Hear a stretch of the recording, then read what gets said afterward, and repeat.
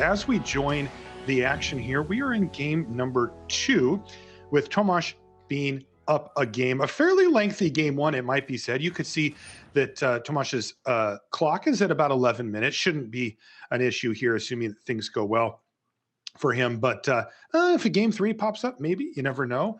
And we're popping in here, though, as you can see, kind of in the middle of game number 2 with a Thoughtseize on the stack. Hands right now, well, Luca looks like he's going to fire off a negate on the Thoughtseize to preserve Disdainful Stroke and Mythos of Nethroi in hand. On the other side, it's a Triumph, a Krasis, and an Uro. Wow.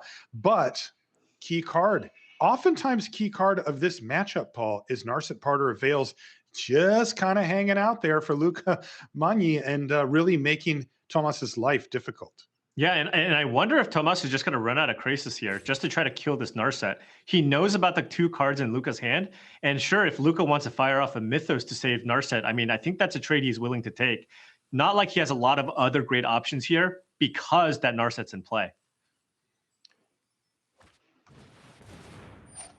Tomas finds himself up a game here over Luca Magni, and really an amazing run here by Tomas. As this we talked about it earlier, Paul, but for people that weren't on, Tomas found his way here to the ZNR Rising Championship via the Czech League, which was a nearly year-long, multifaceted league that required winning seasons, points, all that kind of stuff, culminating with a big 16-player tournament at the end that Tomas ended up winning, Paul.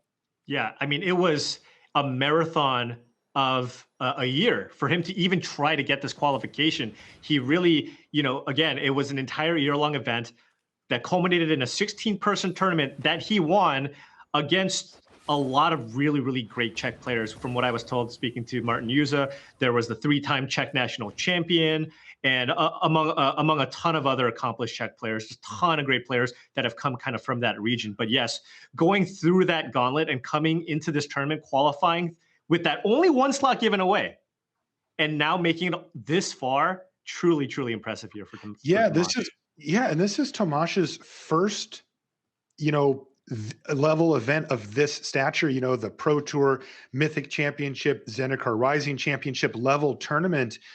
This is his first run, and not only did he parlay all of that winning in the Czech League into a invite, but then the top 8, and now he's a game away from advancing and keeping the dream alive. Really impressive stuff here from Tomas Pokorny, and we'll see if he can continue his winning ways. Now, also impressive, though, is Luca Magni, somebody who we've been seeing more and more of lately, and he finds himself in a bit of a pickle here. He does have Narset, which is kind of holding things off, but there's Mythos of Nethroi off the top there for Tomas. Maybe a way to clear that Narset out for a turn. Yeah, and he's deciding whether or not he wants to play it out. I think he wants more action, but this is actually going to be really good here for Tomas, because now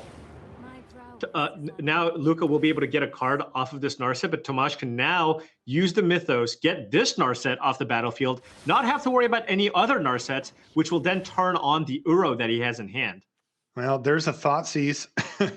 I don't know how good it is here. If you're sitting in Magni's seat, you're looking at Uro and Mythos in hand. You know about the Uro, but not the Mythos. Yeah, and Tomas is definitely just going for the Mythos here. You don't want Luca to draw additional cards, and you want to turn on this Uro. Such violence is upsetting. So this actually worked out really well here for Tomas, because now both of those potential copies of Narset are gone, and there's no more coming. And maybe this Uro can start doing some work. Yeah, and I think Luca saw the potential of an Uro being played this turn.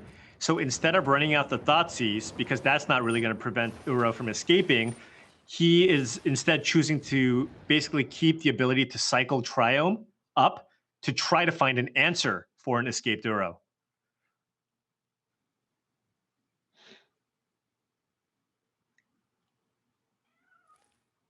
Narset was the card found here. And as we've seen, this card is an absolute breaker. Now, Paul, I got to say, pace of play is a little slow here for Tomas. Now that's fine. You don't want to rush yourself and make a mistake, but that clock has gone from, 11 plus to crossing the 8-minute threshold. And we've only been here for a couple of turns. This is going to need to pick up here for Tomas, particularly if a game 3 were to happen. Yeah, I mean, we've seen this a few times, I believe. It's in true. matches that Tomas has played. I believe this is the 3rd time actually that we've seen the clock on Tomas's side of the battlefield. So, he is prone to playing these longer matches and probably a bit more methodical as well. And, actually he did have a big choice here because he knows about the Thoughtseize, but because of the Thoughtseize, this is heads up. He's not choosing to activate the Narset this turn because he knows that whatever he gets off this Narset is going to get Thoughtseized away. So choosing to wait and then use the Thoughtseize activate the Narset on the following turn to make sure that he can cast whatever he gets off the Narset. Really clever play. And well, there's another Narset Parter of Veils into hand. We're going to see this one get activated now. Keep an open mind. And what does it find? A Growth Spiral, sure. But more importantly, here comes Uro out of the graveyard. Now this could be the win condition here for Pokorny. And Luca probably Growth Spiral in response, maybe try to find an Ether Gust here. That would be great. Instead, it's going to be a Hydroid Krasis. That means that Uro Titan of Nature's Wrath will be on the battlefield, and currently there's no answer. Remember, Narset doing a real number on Hydroid Krasis. Now, Narset doesn't say you can't cast it, and sometimes you just need a big blocker here, right? What can he make, a 5/5 right now? He can make a 5/5, and we did see Tomas do that as well in a previous turn where the Narset was on the other side of the battlefield. So, I mean, if Luca has no other options, I mean, he might just be forced to run out this Hydroid Krasis to get that Narset off play. Yeah, boy. Awkward. Oh, there's Mythos Ethroy off the top. Well, that changes things for sure. But, boy, you've got some choices here, don't you? Yeah, I know, because you might just want to get that Uro out of the battlefield, right? Like, you don't have an immediate answer to that, and you're going to get smacked for 6.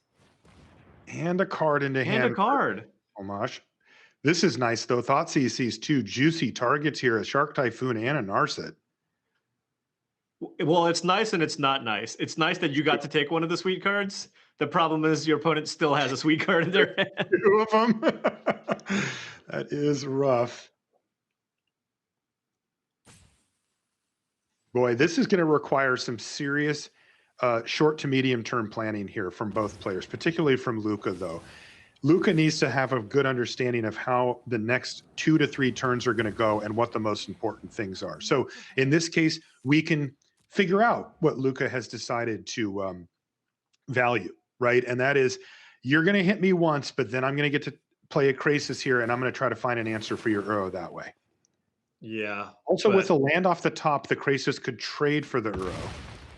Yeah, so that's the important thing if you're Luca. Really want to find a land here.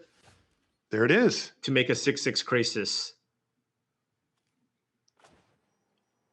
And Tomas also found an untapped land here.